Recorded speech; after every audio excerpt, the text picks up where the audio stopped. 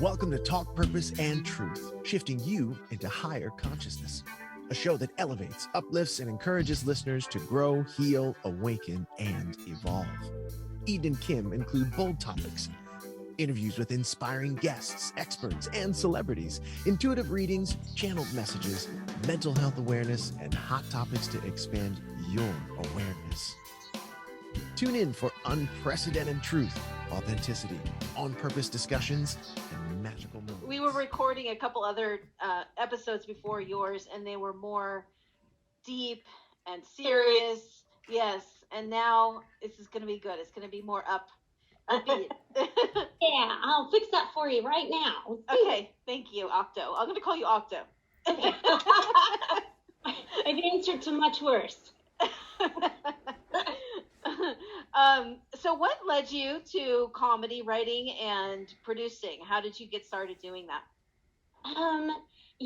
My entire life, I had so many weird, bizarre things happen to me. And I remember even, I went to film school in Rockport, Maine, and I was between seasons, not semesters, seasons, because, before the, climate change, you couldn't put dolly tracks up in Maine in the winter, so it was seasons. And I was doing an internship at a trailer company in New York City, and every time I would go out, something bizarre or random would happen to me, and everyone I'd come back with bird poop in my hair, on my back. I'd hand a homeless man oh, do you want the rest of my egg salad sandwich? And then he would chuck it back at me.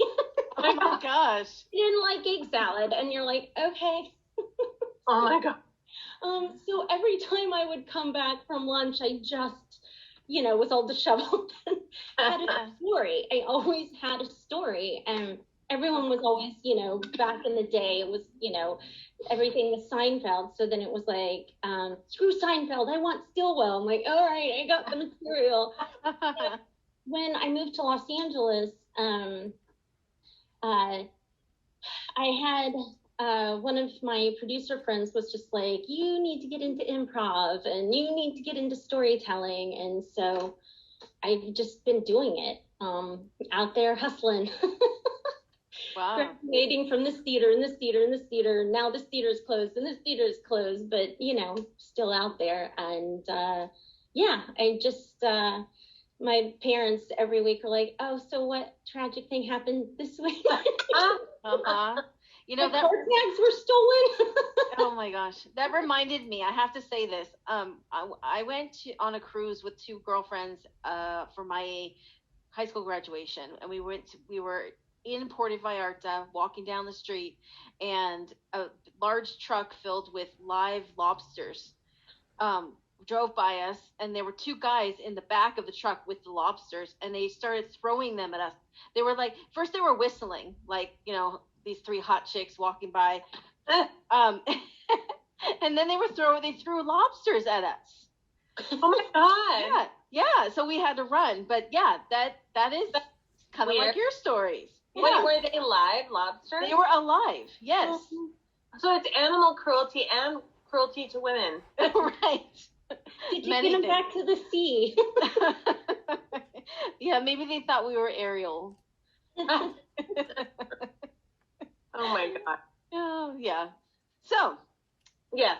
Back to the I know, show. right? Well, so you mentioned in your book, none of this is going to plan, some of the crazy stories you mentioned. And on there, I noticed you said wearing a back brace to the Playboy Mansion party, and you had all these crazy stories. Can you share a couple other stories with us and how to find that book? Yes. Yeah. The book is called None of This is Going According to Plan, and you can buy it on Amazon or barnesandnoble.com. And it's a collection of true short comedic stories. Originally, it was called Jesus Hates Me, but My Mother Tolerates Me, 70 Short Stories to give you a vague idea why. And everyone loved that title, except for my mom. So, since I respect my mother, I changed the title from Jesus Hates Me to None of This is Going According to Plan. And yes, one of the stories is when I was working at Family Guy, I ended up getting invited to the Playboy Mansion, actually numerous times. And I'm like this like nerdy improv girl. And I was like, I don't fit the, you know, whatever it is that men were looking for at the Playboy Mansion. That was not me. So I would always wear my scoliosis back brace underneath my dress or out like Halloween costume or whatever. And it would just, you know, I'd be in the corner like snort laughing. I like, why am I here? But, you know, it was amazing to be a fly on the wall, just to be like, oh my God, really? So yeah, so I talk about that, but I have like, there's so many stories. There's out of all of the stories that are all true and happened, there is actually one story that didn't happen, but it was suggested.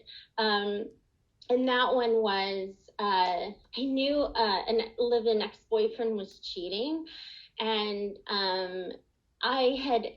he had dragged me back to Texas to his grandmother's funeral, and I didn't want to go because I loved his family. And I was like, you know, we're on a short fuse here. This isn't going to last much longer. And so we were at his mother had moved in with the grandmother for her the last like few years of her life. And so we had gone to the funeral earlier that day. And I was like, you know, I was sitting between my now ex-boyfriend and his brother, and they were too afraid to go to the casket. And I'm like, I'll go. Do you want me to give your grandmother a message? I'll give her a message at the casket. And they were both like clutching my hands, terrified. And I'm just like, all right, I guess I won't go. So I never saw her. I had met her before, but I didn't see her that day in the casket. And then there was the graveside service. Then we got back home, and my ex's mother kept saying, you know, my mom just didn't look right. She didn't look right. And she just kept asking, like, did you see her? Did you feel like she didn't look right? And I'm like, I don't know, because, you know, I wasn't allowed to go up because of these two. And, you know, so all of a sudden, his mother screams and points at something under the couch. And it was her mother's bottom dentures. Oh my gosh. And so they had, yeah, it was too late, because she'd already been embalmed and now lowered in the ground. But, you know, when you love somebody and you care for them, you're like, you know, there's nothing you wouldn't do for them.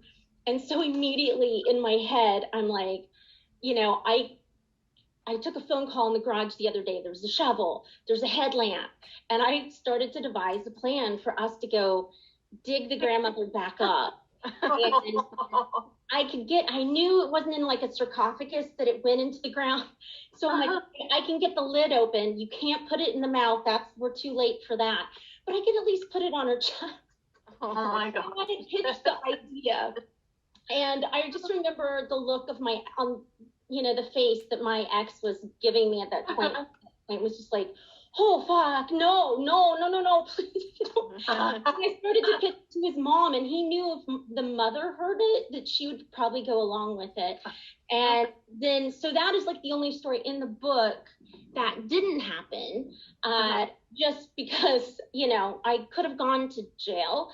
Maybe, but it wasn't like grave robbing. It's like grave contributing. I know. Yeah. And I'm thankful that I didn't do it. I mean, I am the kind of person that if I say I'm going to do something, I do it. And I wouldn't have I could have just done it. And that's what scares me. So anyway, I didn't dig up his grandmother, but I was ready to. And I knew where all of the tools were to be able to successfully succeed in it. It really says a lot about your character. And I didn't do it, and we ended up breaking up, and because he was cheating, and last I knew he's still with her, so, you know. Yeah, that. Yeah, they can cancel each other out. And I didn't go to jail, so, Yeah. success. He didn't appreciate your generosity. Yeah. And you also have written books for DC Comics. I created a character called Sasquatch Detective, and actually, it came out of Improv Olympic West, and then eventually came.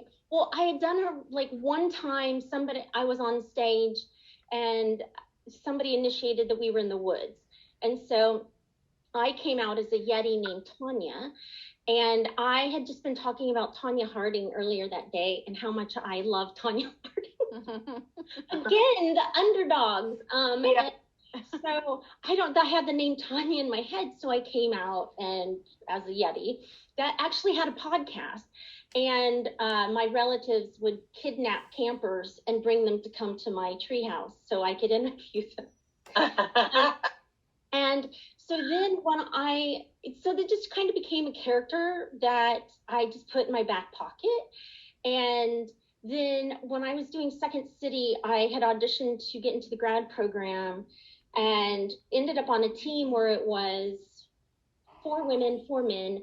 And one of our assignments was we had to write a sketch that had all 4 women in it. And you could have one of the guys, 2 of the guys, all the guys, could be everybody, but it just had to showcase the 4 women. And I was driving I lived in Glendale at the time, and I was driving to WonderCon in Anaheim, and I had to write that sketch that weekend, but I didn't know what I wanted. And over by Chavez Ravine by Dodger Stadium, there's a road called Police Academy Road. And that is like, if you remember the beginning of Charlie's Angels, once upon a time, there were 3 little girls that went to the police academy. And all of a sudden I'm like, oh my God, that's it. I'm going to write a Charlie's Angels type sketch and then add the Yeti into it. And over time, it ended up morphing from being Yeti Detective to Sasquatch Detective.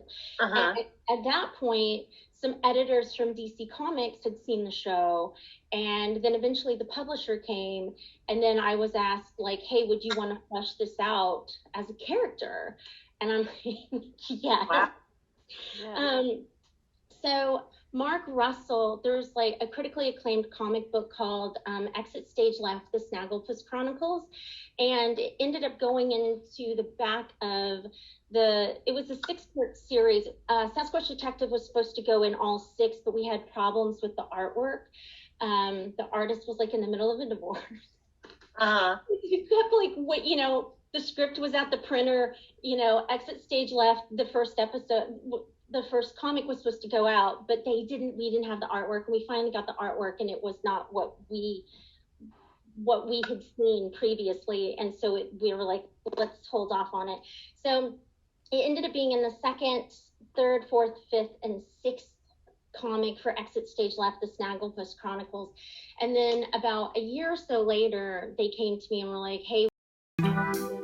Thank you for listening to Talk Purpose and Truth podcast. Find out more at talkpurposeandtruth.com. And follow us at Talk Purpose Truth on Instagram and Facebook.